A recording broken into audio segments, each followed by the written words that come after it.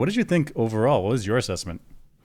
My assessment for Rogue One is I give it an 8 out of 10. I wanted to give it a 9 out of 10, but my main gripe is the storyline, the father sabotage storyline. It never sat right with me. Like when I watched the original Star Wars, the flaw in the Death Star was just this minor flaw, little exhaust port, and it was just an oversight. But now it's like this person put this flaw into the Death Star on purpose, like some subterfuge or something. I don't really like that. So it's hanging over my head for a lot of the movie because I don't really like it. Okay. But everything else is great. So for me, it's an 8 out of 10 because of that. So for me, it's great Star Wars. It's great visuals, great locations. We go around different planets in Star Wars. Feels great. I felt the deaths of everyone. When they're getting the Death Star plans because they're sacrificing themselves for the cause. Feels great. Well, I mean, it doesn't feel great, but I felt it. I know what you mean. Yeah. I mean, we can all hope to go out in such a blaze of glory, my God. So the story itself, there's not really much to it. They kind of get the Death Star plans, but that's okay because it's a simple story. And so we're going to get the Death Star plans and we see the struggles of the characters. I like that. But when I originally walked out of the theater back in 2016 when this came out, I was pumped. I was feeling this movie. It was great. Star Wars is going up. But now it's a different feeling because Star Wars has sort of changed. There was Last Jedi and The Rise of Skywalker, and those, in my opinion, weren't the greatest movies. So Star Wars took a dip. So this was like peak Disney Star Wars for me, which I would have been blown away thinking that was the case back in 2016.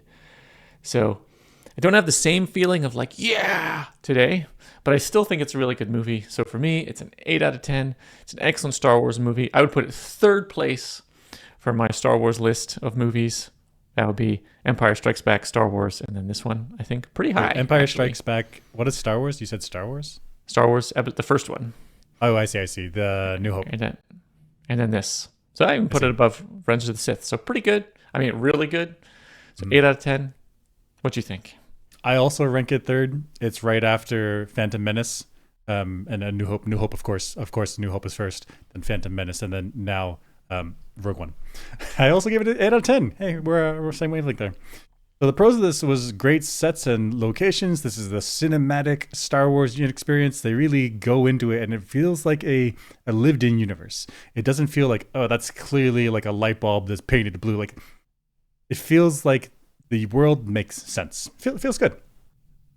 On the story, it's a neat and tidy story, which makes sense for a full feature film. It's not like TV series, which we have nowadays, which can be super complex because you have like 10 hours worth of content that you can really wiggle around and deep dive into topics and expose and present emotions and storylines. However, for a movie, it has to be a bit simpler because you need to get it done in an hour and a half.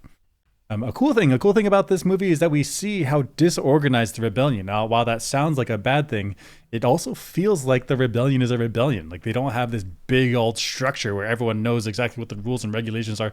It's very seat of your pants. It's very, and it's a rebellion that's not a dictatorship rebellion. It's a democratic-ish type rebellion. And so you have different actors, different people moving in different directions. And so it's like, what is Saw doing over there? What is this admiral doing over there? He's doing his own thing. Like they're doing their own thing. And it's very chaotic. But it does feel like a rebellion. It feels like a decentralized, disorganized rebellion. Another good part of this movie is that the grit in it. So I think this is around the era where gritty shows were becoming popular again, and so there was no guaranteed survivors. I'm talking about House of Cards, I'm talking about Game of Thrones. We really had this tension where you could like a character and they might make it, they might not, who knows. And so the good thing about this is it keeps the audience on their toes. It's thrilling. It's not like the 7, 8, 9 Star Wars where everyone's going to make it out. It's a feel good thing. That's fine, but it's a very different feel. And so the good part of this about no guaranteed survivors is that you feel the sacrifice when individuals go down.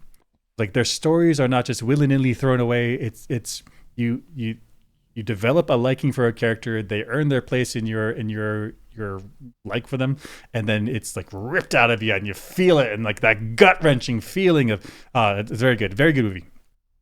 And that, particularly in that Hammerhead scene, that the Hammerhead cruiser, where that the oh, this is racist, but the Squid Admiral, I don't know his name, the Squid guy, he's like, Hammerhead, call up a cruiser. And then you see the crew of the Hammerhead there, and they're like, hands up, like we're going to crash into it. And, very cool scene.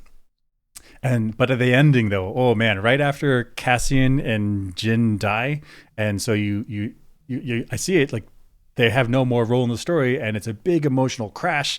Then you get this the Vader scene where he like rolls in, he's like slice, dice, slice, slice, like lift, grab, and crunch, and it's just full force powers, just send it. Like no, none of this like choke you a little bit, and while others are getting intimidated, like choke, crush, next person, crush, you punch, you slice, and oh, super cool, super fun scene. The cons, however.